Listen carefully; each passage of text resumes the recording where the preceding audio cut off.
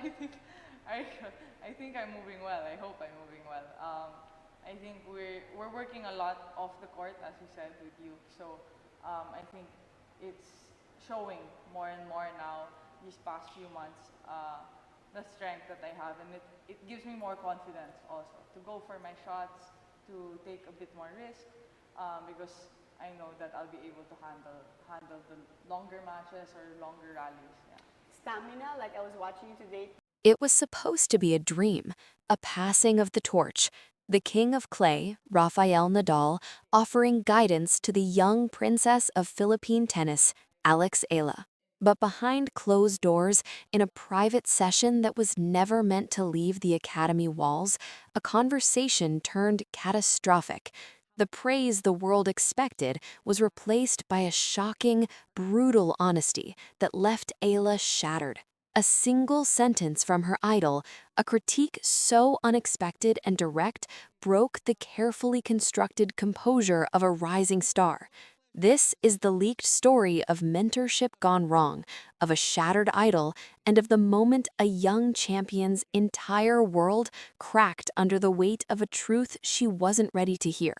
This is the unfiltered reality behind the inspirational posts.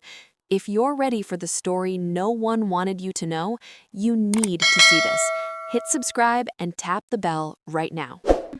El año pasado he venido aquí con todo mi familia y bueno, hemos disfrutado mucho, jugando mucho tenis y conociendo la gente aquí. I don't know, we're getting to know the people and tengo mucha alegría de ganar aquí porque es un lugar muy especial para mí porque la gente son muy simpáticas y muy divertidos.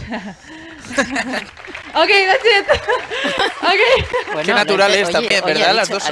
The setting was the hallowed ground of the Rafa Nadal Academy in Mallorca. For any young tennis player, it's a pilgrimage site. For Alex Eala, it was a homecoming of sorts to the training ground that had shaped her junior years, and now an unprecedented honor.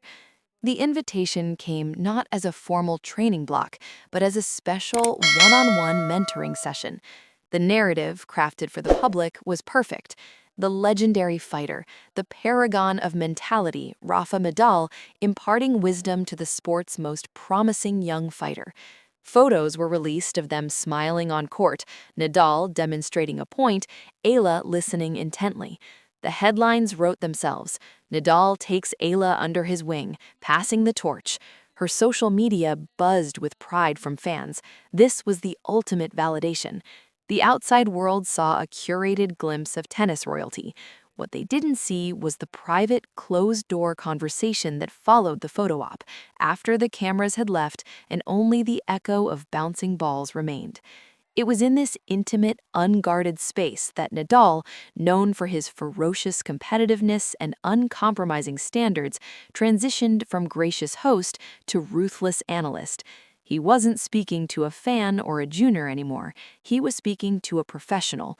And his assessment, born from a legend's eye for the microscopic flaws that separate good from great, was not filled with hollow praise. It was a surgical dismantling. He didn't question her talent, he questioned something far more personal, her competitive identity. The dream session was about to become a waking nightmare. The session had moved from the sun-baked clay to a quiet review room, walls lined with screens. The atmosphere shifted from practical to analytical. Nadal, leaning forward, his expression not unkind but intensely focused, pulled up footage not of her glorious wins, but of specific, tight moments from recent losses. The grinding defeat to a lower-ranked opponent, the third-set tiebreak that slipped away. He didn't speak of forehands or footwork, he went straight for the core. According to multiple sources present who described the scene, his critique centered on a single, devastating concept: comfort in the struggle.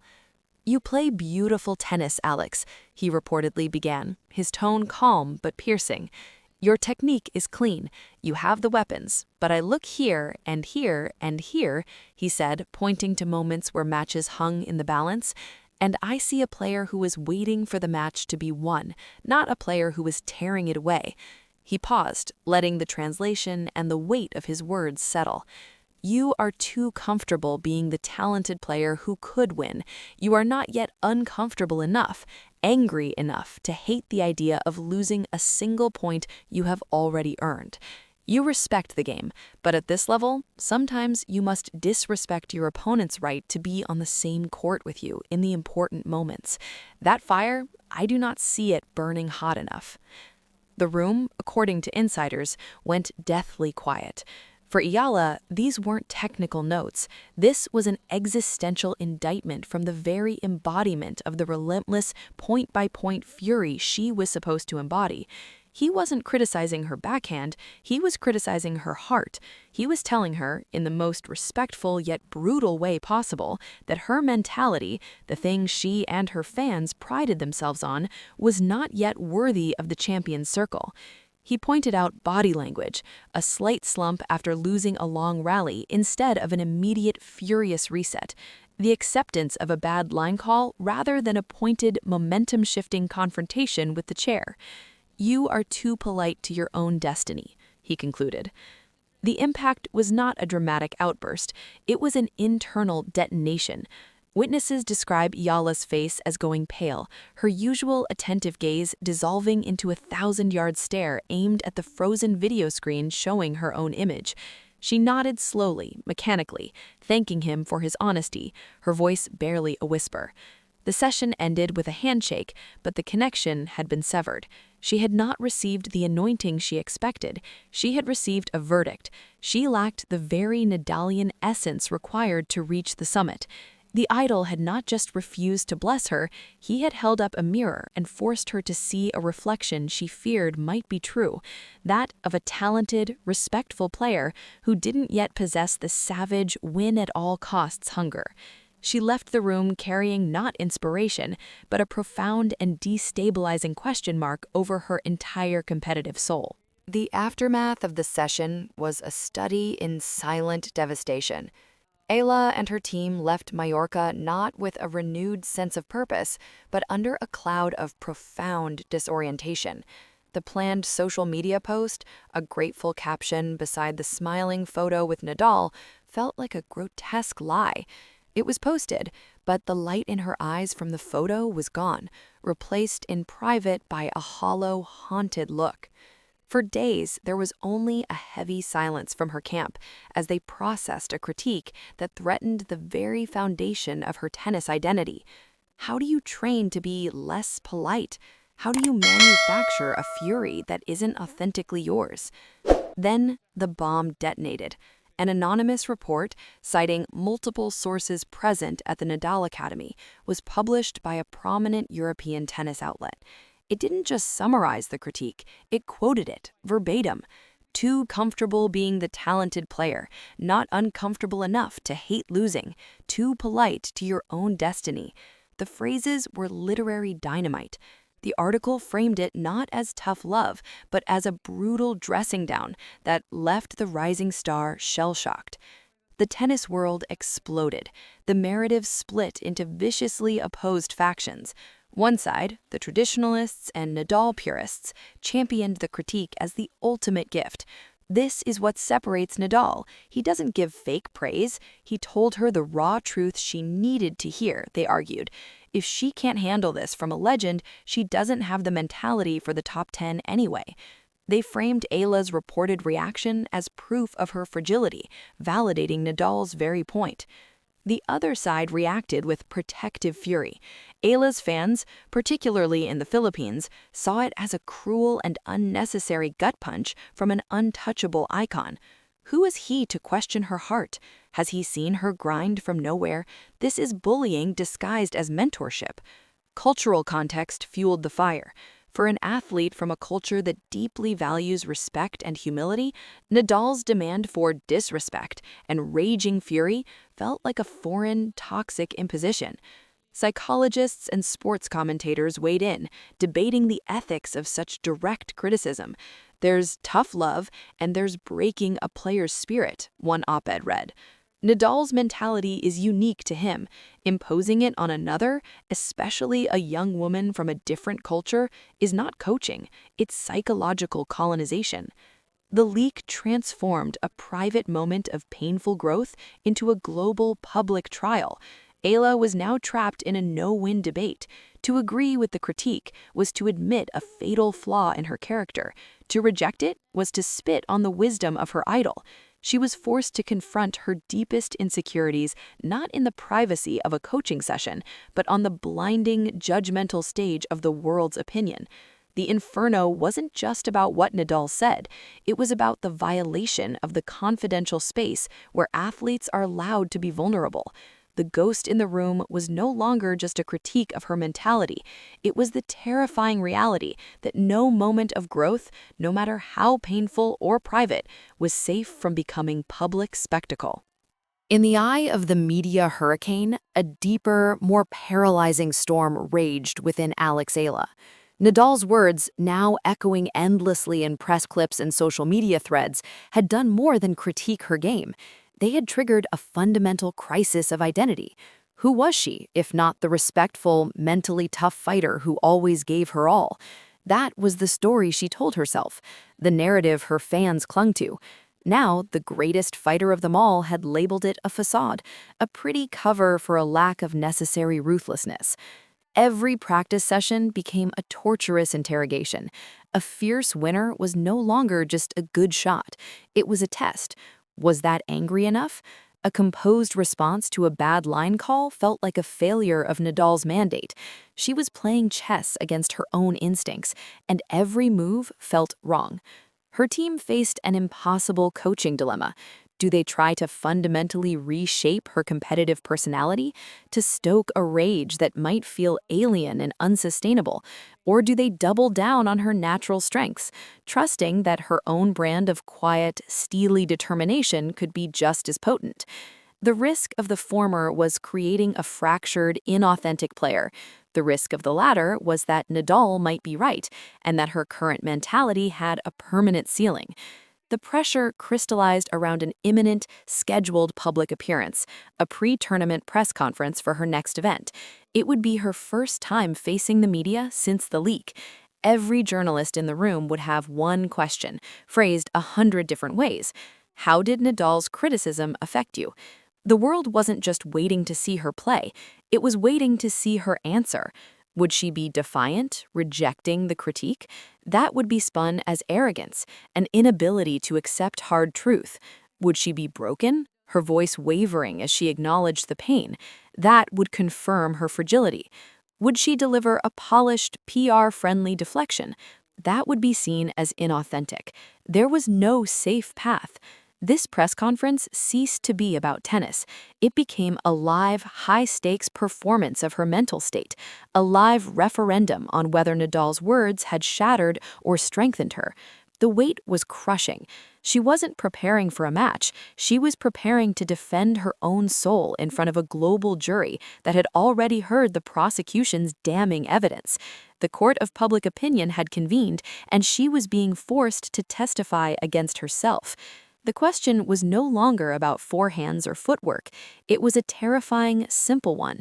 In the aftermath of having your foundation rocked by your hero, how do you find the ground beneath your feet again when millions are watching you search for it? The press conference room was a pressure chamber. The flash of cameras was a physical heat.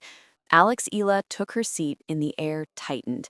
The early questions were softballs, but they hung in the room, awaiting the inevitable.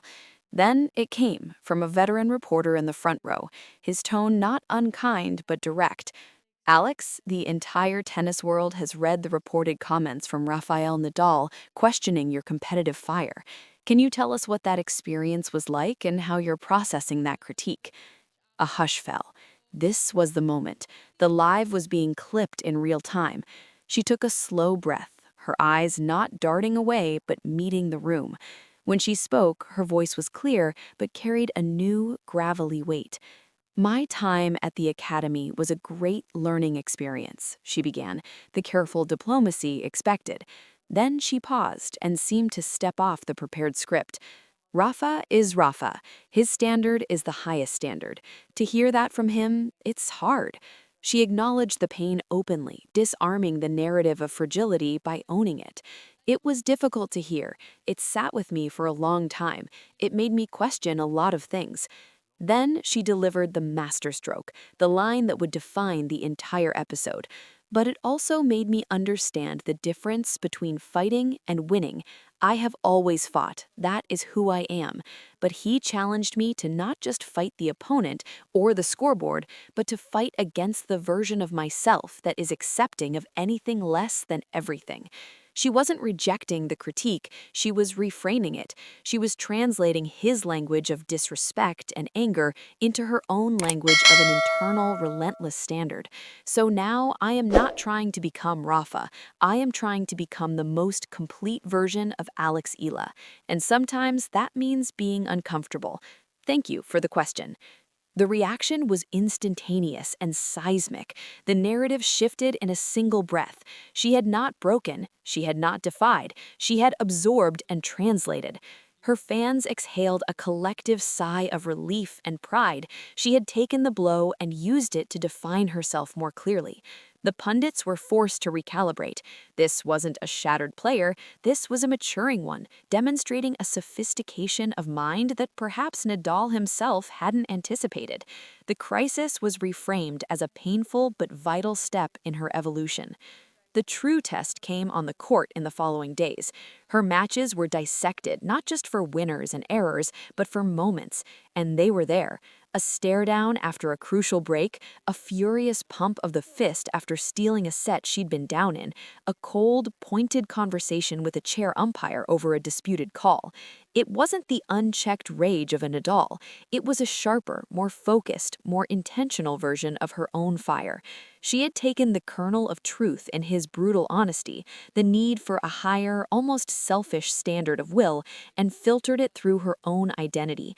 She hadn't adopted his mentality, she had allowed his critique to deepen her own. The legacy of the leaked critique was not a broken prodigy or a Nadal clone. It was the accelerated birth of a more self-aware, self-possessed, and formidable competitor. The idol had held up a mirror, and after staring into the frightening reflection, she didn't shatter the glass. She stepped through it. This was more than gossip. This was a masterclass in the psychology of greatness. The moment a young champion was forced to stare into the abyss between talent and legend and choose who she would become. The pressure was unimaginable, the spotlight blinding, but the response redefined her. We chase the stories where athletes are forged in fire, not just born in talent. If you believe the most compelling drama happens off the scoreboard, in the mind of the competitor, you're in the right place. We don't just report the news, we uncover the battle within it. Hit subscribe, tap the bell, and join the debate in the comments.